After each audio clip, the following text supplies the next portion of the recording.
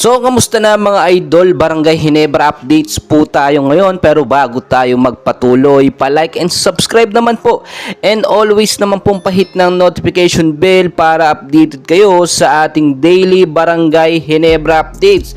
Coach Tim Con sobrang nagtitiwala ngayon sa sistema at lineup ni Scotty Thompson na maipapanalo muli nila ang kanilang huling laban nga po kontra sa koponan ng NLEX sa nalalapit nga po na Sabado, January 13, 2024 para makapasok sa Final Four, sa quarterfinals.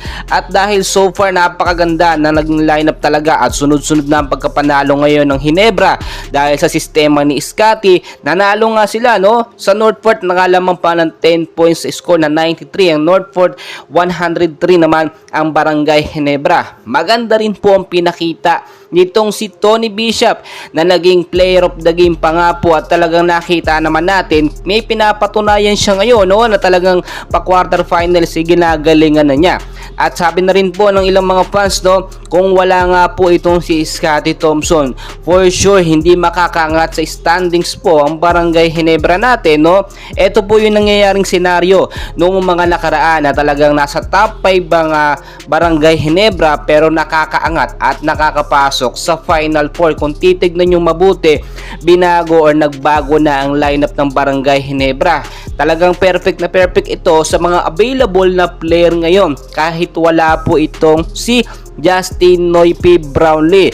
Lumakas ang depensa ngayon ng Barangay Ginebra sa loob at sa labas no, at hindi na pinagsasabayan dalawang big man na si Sistan at si Japet Aguilar. Ganyan po katalino mag-line up itong si Scotty Thompson. Napansin din po ninyo nung na-injury at wala po sa loob ng game, eto nga pong si Scotty Thompson, talagang sobrang nangangapa ang Barangay Ginebra. Kahit nandyan si Coach Tim Con, iba pa rin yung merong Scotty Thompson.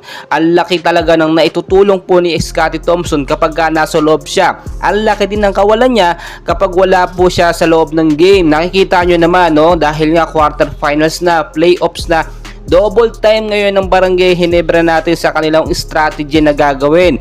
Dahil sa NLEX, masusubukan na naman ang panibagong sistema ni Scotty Thompson. Meron nga din nagsasabi na hindi na daw pwedeng gawin yung sistema na ginawa daw po ng Barangay Ginebra sa NLEX dahil basang-basa na nga daw po yun ang kupunan ng NLEX.